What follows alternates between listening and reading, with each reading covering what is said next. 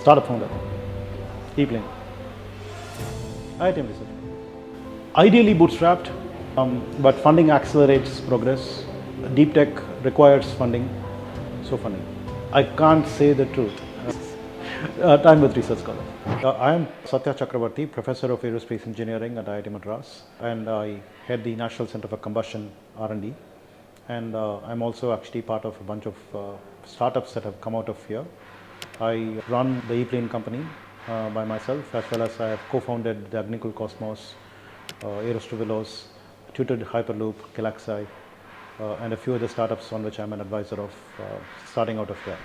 The classroom actually has to have a flair of basic concepts all the way to applications, because many students, when they actually look at basics, they do not know where they get applied. So having a fairly large industry focus in our research helps us doing it. And we go one step further when we are actually developing products by ourselves in these startups, where we can actually explain things better, because there are multiple different, in engineering it's all about trade-offs. And so if you're actually going after a particular metric, there will be something that actually stops us from getting the full potential of it. What would that be is something that students may not know if you do not have the practical experience. So I'm actually pretty happy that the way it has turned out. And as an IIT professor, the industry experience is always there, where we are actually dealing with a lot of industry for the R&D that we do. But even then, we actually do only that part of R&D for that industry where we have the expertise to do so. But as a startup co-founder in multiple such startups that span a lot of aerospace, different aerospace products, I have this ringside view of how to do a full product development in an all-rounded manner. And that's something that I take to the classroom with me. There are a couple of nodal points. The establishment of the NCCRD itself was something that motivated us to start aspiring to do things at a scale that would be industry relevant. So a lot of the research that we do here at NCCRD, a lot of the setups that we have here that we have developed ourselves at NCCRD are at a scale that's very relevant to industry. It's not some lab scale bench type kind of academic kind of setups. They are almost like industry setups that the industry will want to take note of, to make use of it, to get things done at those conditions that exist in engines and rockets and all of that stuff. So that kind of establishing those setups gave this enthusiasm and then the confidence to say that we can actually go out and make the products themselves at a smaller scale, perhaps, and then go to market with those smaller products, like a smaller gas turbine engine, or a smaller airplane, or a smaller rocket, or something of those things. When compared to, of course, the scale at which the industry collaborators were operating, because as a startup we cannot actually directly jump into a large industry level, but we need to also find markets for these smaller products that we were developing.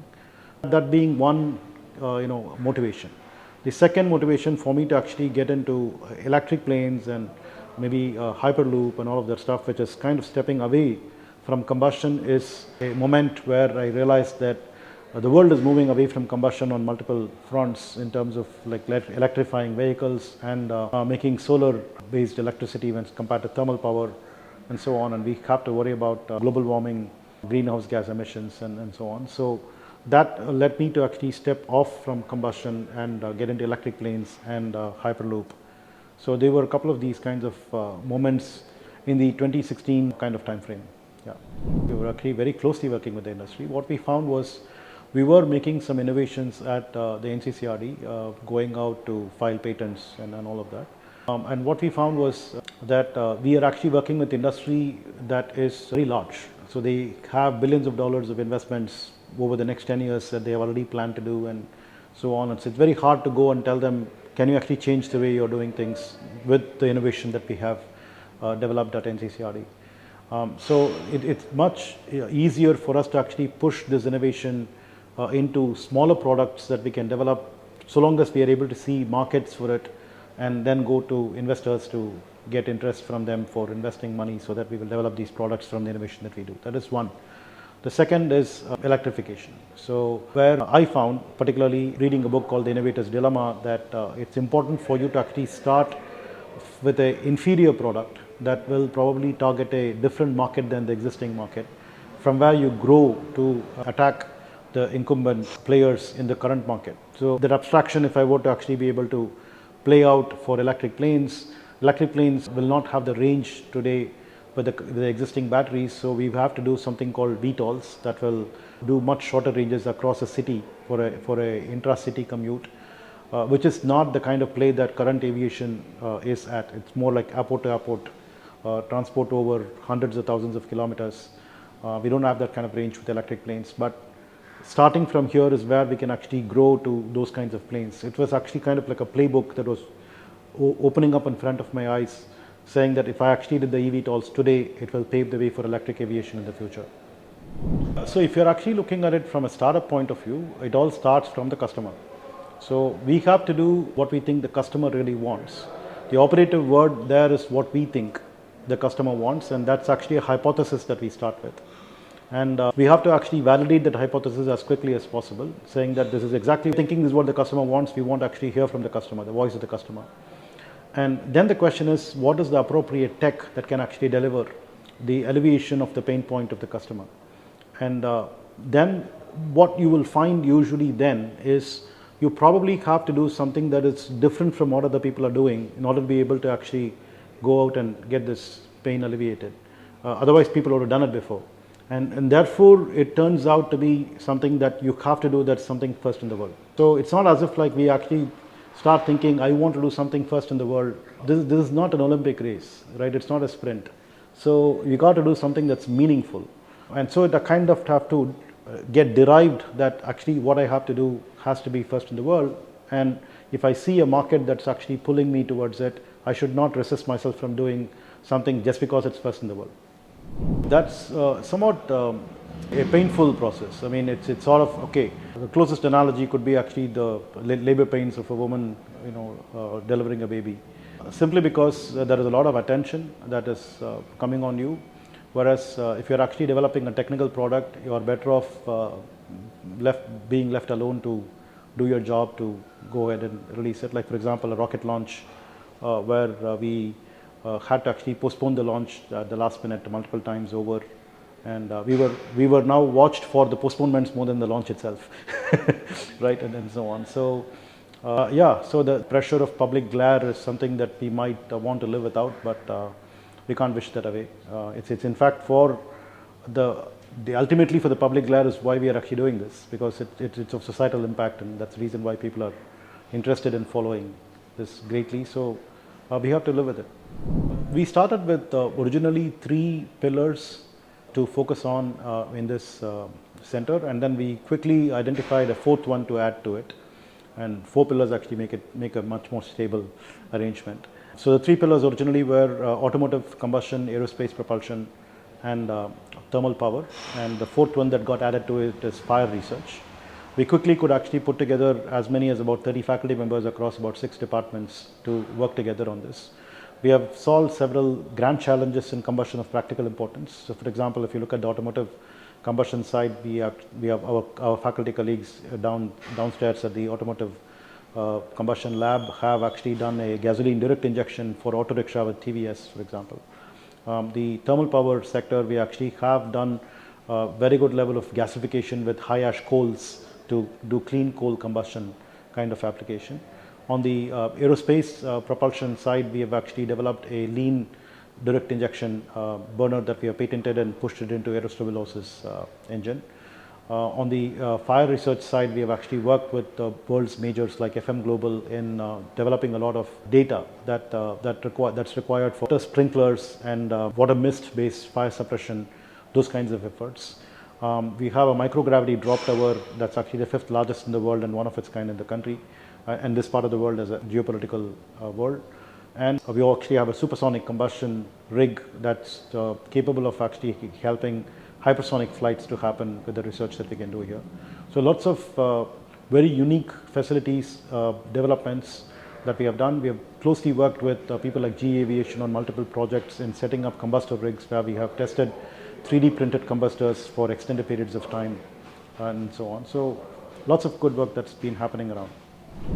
The original objective was to actually work very closely with the industry, and we fulfilled that and continue to do so at very great scale. What was originally like about a 46 crore, what was at that time like about 11 million US dollars worth of investment has actually gone on to spawn projects that have actually got to about some 250 crores to 300 crores worth of further projects that have happened because of that original investment.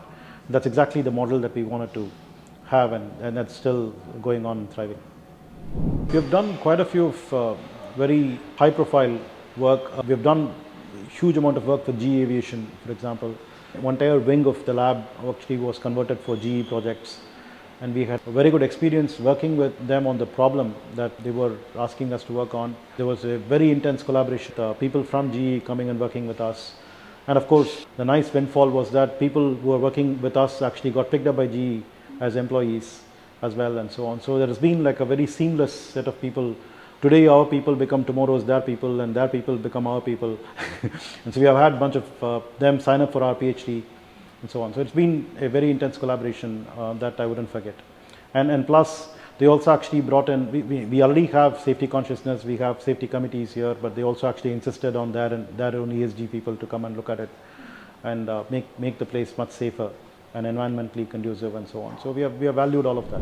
I still remember. So I think the first of the pitches that I did was with Agnikul. And so yeah, I've been in pitch fests doing like elevator pitches, and I've been pitching like 2-hour sessions with investors, at the end of which they basically say they have no idea about what we are talking about. So yeah, we have been through all kinds of those experiences right at the beginning, and of course I think more than myself, who can accommodate or acclimatize to, like, let's say, talking economics as much as technology. What I feel is that the investor who is actually listening to me has a bias that he is actually listening to a professor, right? And that can actually be detrimental, right, to the pitching itself. And then I worry about that a bit. So we need to actually allay the fear that I'm not going to be too technical, I'm not going to be too theoretical, I'm not going to be too idealistic, and so on. So it takes a little bit of, let's say, body language to kind of get the investor to look like me as a normal entrepreneur.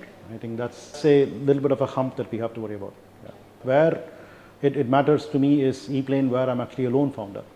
And I have to do the pitching, and I have to run the company, I have to do the technology development as well as the business development and all of that stuff. It's all on me.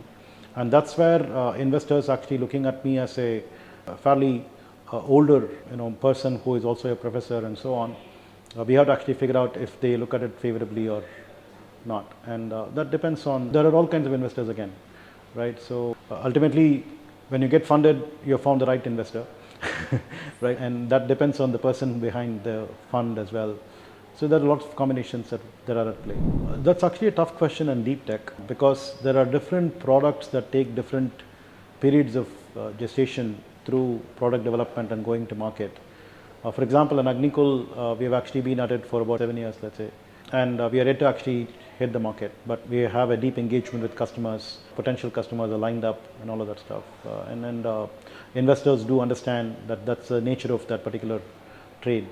Whereas with E-Plane, there is an ability for us to actually develop smaller prototypes that could be unmanned aerial aircraft, and then the necessity to actually go out and get revenues from them early on, even before we actually make the passenger plane comes up, which we have not really seen other eVTOL companies around the world do as much, but there are different shades of those kinds of compulsions that exist.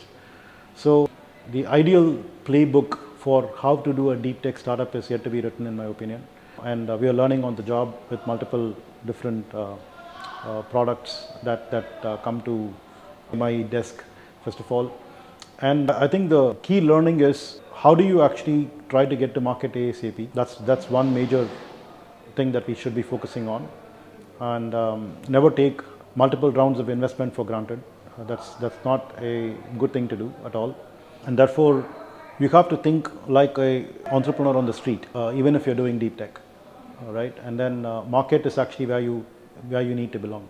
That's actually a major lesson that I have learned. I did go through the coaching from the Incubate program of the Gopalakrishnan Deshpande Center, and early on, pretty like around 2018, when I was just about transitioning from a full-fledged professor to what I now can comfortably call myself as a full-fledged entrepreneur. And at that time, I didn't understand a lot of the nuances of what was, being sort of imparted there.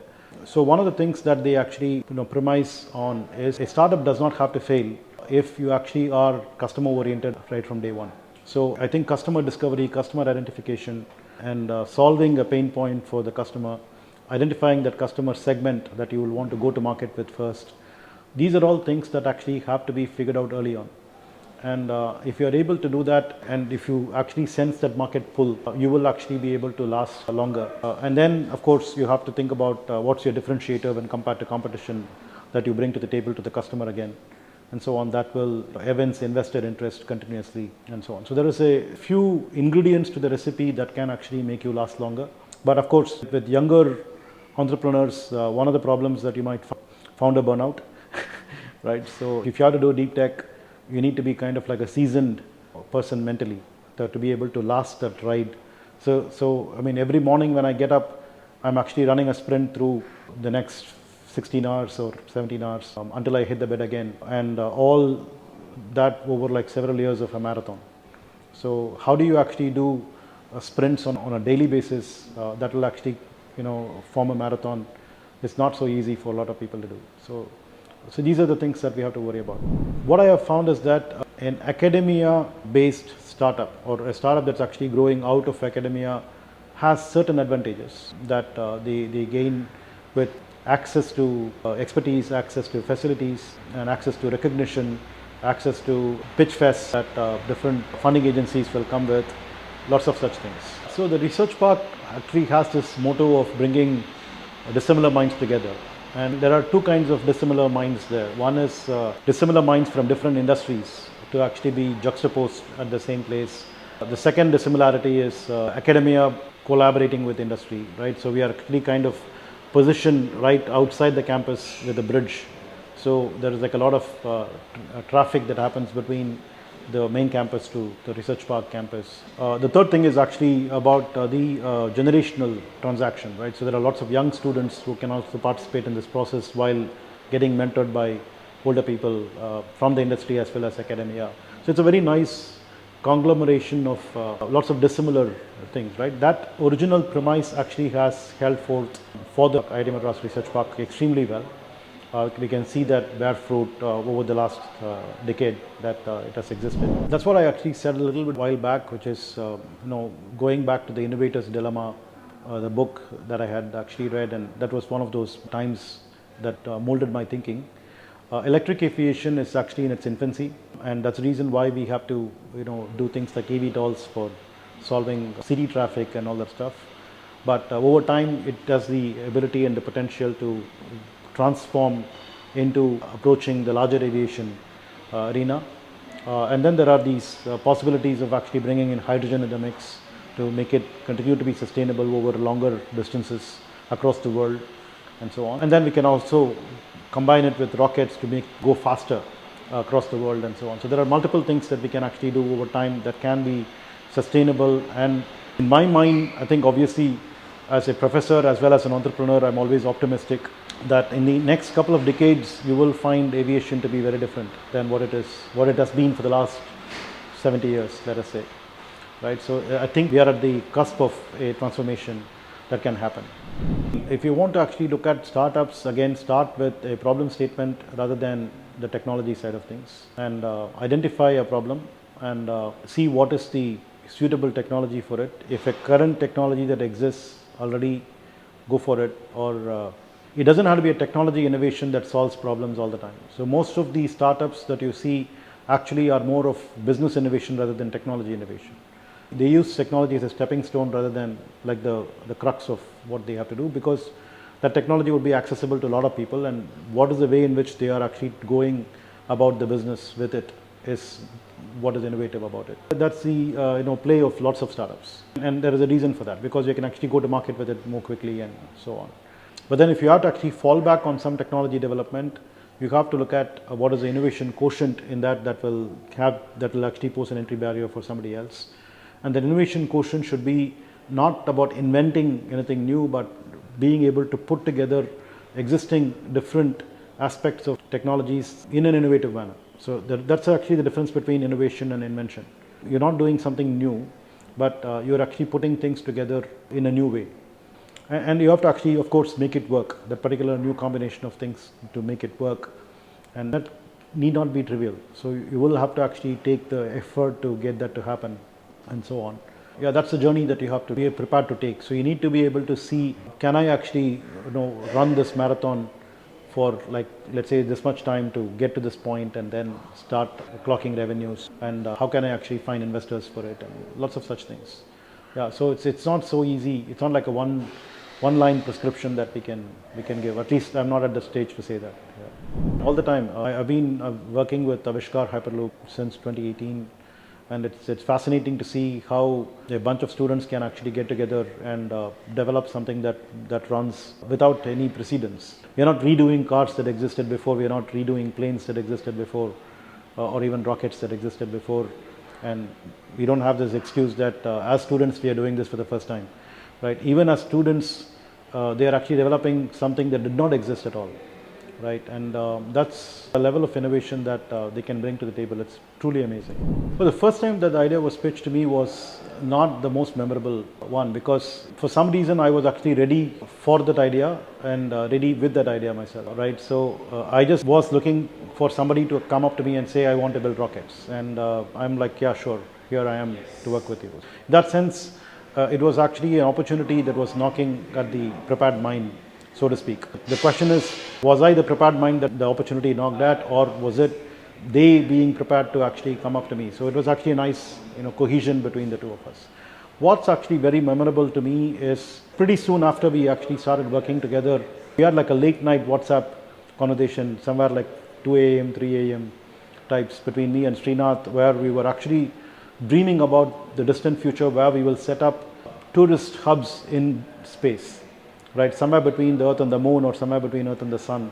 And we will actually be commuting people back and forth, and actually have like a resort there where people can stay for some time and come back and so on. That still is like so fresh in my memory, and I'm seriously looking forward to that time happening in the next 10 years perhaps. We have actually come to a point where academia cannot be oblivious of startups anymore, right? They have to factor that into the mix. They need to actually allow for that activity to happen, as part of the curriculum and so on.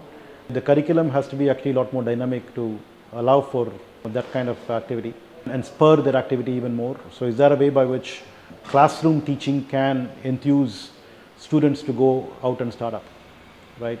Is something that I really aspire for. And I think it's happening. It's not as if like I'm dreaming. And that's the paradigm into which we are shifting. Industry, I think, will be fossilized if they don't account for the startup revolution that's happening right in front of them. There could be multiple ways by which they can engage with startups. They are already doing that. So they look for having like strategic investments or acqui-hire or any such approaches with which they can deal with startups, or just take the solution and plug it into their larger play or whatever it is. But it's about time big industries took startups very seriously. I think that's going to happen more and more in the future than what's been happening so far. I think it's a mark of India transitioning to like a developed country status. So if you look at Hollywood, they have actually been doing lots of sci-fi movies for a long time. For a very long time, Bollywood or any of the other regional movie makers did not think of doing things that were like biopics of scientists or any scientific developments to be captured on movies. But it's happening now. So that's actually a sign that India is actually becoming a more of a developed country, and you will notice that it's very interesting, right? So it's not as if like it's an urban thing alone. People across the country celebrate when India goes to moon and so on. So we have to actually respect that. I think the most precious thing about us is democracy, which means that we have to respect our people for what they are and how they are maturing as a society and so on. And that's very fascinating. So it's not just the movie alone, but maybe they have thrown some masala in the movie to make it acceptable to the masses, but the masses are actually lapping it up and so on. So that combination is actually super important. Where how is it actually being societally acceptable for us to become scientifically developed, right? Yeah, I think that's something that I really get impressed about. I've watched a bunch of movies, like I think Mission Mangal was actually a great one. Nambi, the rocketry Nambi effect. I mean, I know the backstories as well because I've been in the field, so I know what is reality, what is fiction, what's been fictionalized, and so on. So those are very interesting to watch. Yeah. Thank you.